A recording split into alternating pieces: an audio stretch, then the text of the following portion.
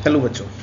आज हम Indian economy का फर्स्ट चैप्टर का समरी देख लेते हैं। Indian economy on the eve of independence, जिस समय इंडिया इंडिपेंडेंट हुआ था 1947 में, उस समय इंडियन इकोनॉमी की कंडीशंस क्या थी, उसके डेमोग्राफिक प्रोफाइल्स क्या थे, एग्रीकल्चर सेक्टर कैसा था, उस समय इंडस्ट्रियल सेक्टर, फॉरेन ट्रेड किस तरह का हुआ करता था, वो हम सब इसमें डिस्कस करेंगे। सबसे पहले हम डिस्कस करते हैं एग्रीकल्चर सेक्टर के बारे में। एग्रीकल्चर सेक्टर की हम बात करें तो जमींदारी सिस्टम फॉलो होता था उस समय।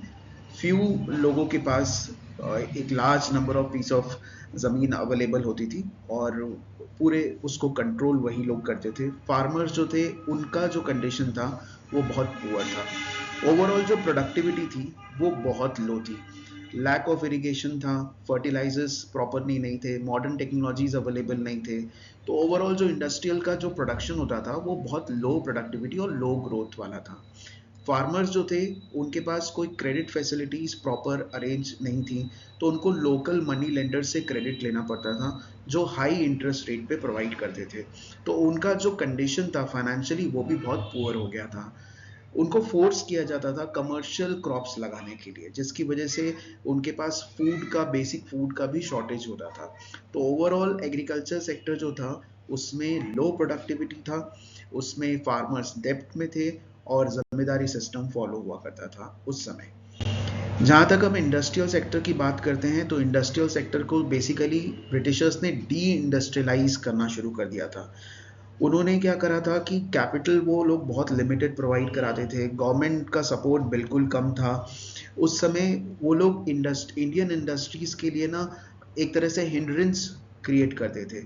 वो लोग ये डिक्लाइन कर रहे थे हमारी हैंडीक्राफ्ट इंडस्ट्रीज को, कंपटीशन देते थे मशीन मेड गुड्स के। और टैरिफ पॉलिसीज जो थी उनकी वो भी डिस्क्रिमिनेटरी टैरिफ पॉलिसीज थी, जो उनके इंपोर्ट एक्सपोर्ट पॉलिसीज होती थी, जिसका हमारे प्रोडक्ट के ऊपर काफ़ी इफेक्ट पड़ता था। तो ड्यू टू इनसफिशिएंट कैपिटल और वेरी लो टेक्नोलॉजी अवेलेबल, हमारा जो इंडस्ट्रियल सेक्टर उस समय था वो बहुत अच्छा कंडीशन में नहीं था।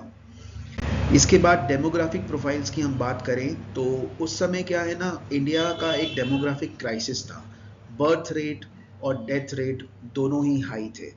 Life expectancy was very low, it is up to 32 years. एक आदमी नॉर्मली उस समय अपनी लाइफ उसकी जो है वो जीता था। पावर्टी काफ़ी ज़्यादा थी, हेल्थ फैसिलिटीज़ नहीं थी, पुअर सैनिटेशन था। तो उस वजह से डेथ रेट भी बहुत होता था।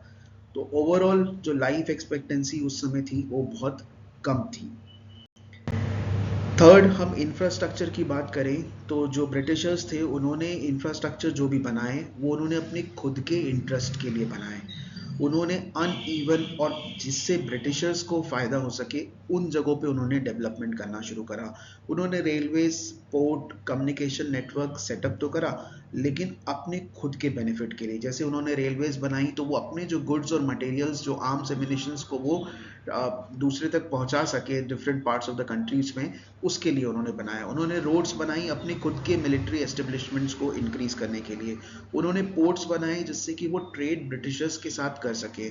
उन्होंने जो भी कम्युनिकेशन फैसिलिटीज़, टेलीग्राफ और पोस्टल सर्विसेज बनाए वो अपने खुद के कम्युनिकेशन के हिसाब से बनाए। इन सब चीज़ों का बेनिफिट इंडियंस को कम और उनके पर्सनल इंटरेस्ट पे ज़्यादा रहता था। उसके बाद फॉरेन पॉलिसीज़ की हम बात करें तो हम लोग बेसिकली एक्सपोर्टर थे रॉ मटेरियल के, बस मोस्टली। और ब्रिटिशर्स जो थे वहाँ से अपने, हमारे यहाँ से ही रॉ मटेरियल लेके जाते थे और फिनिश गुड्स बना के हमारी ही कंट्री में वापस सेल करते थे। तो ब्रिटिशर्स से ही हमारा मेजॉरिटी जो ट्रेड जो है वो हुआ करता था। और ये एक तरह से ड्रेन ऑफ वेल्थ था, क्योंकि वो हमारे यहाँ से रॉ मटेरियल एक्सपोर्ट करके ले जाते थे, उस पर वो कोई टैक्स लगाते नहीं थे। और इंडिया से फिर हम जो मेजर इंपोर्ट करते थे वो फिनिश गुड्स का करते थे। और ब्रिटिशर्स की ही पूरी डोमिनेंस थी हमारे ट्रेड के ऊपर। और जो भी एक्स्ट्रा सरप्लस यदि बच भी जाता था तो वो अपने खुद के वॉर के लिए उसको यूज़ कर लेते थे। तो हमने इस पूरे वीडियो में एक समरी के तौर पे उसको समझा। आप इस स्लाइड्स को एक बार और दो बार गो थ्रू करिएगा, आप इससे नोट्स भी बना सकते हैं। और इसको सुन के आप एक समरी प्रिपेयर कर सकते हैं फर्स्ट चैप्टर की। आई होप ये वीडियो आपको हेल्प करा होगा अंडरस्टैंड करने के लिए। नेक्स्ट वीडियो में मिलेंगे नेक्स्ट चैप्टर के साथ। Thank you very much.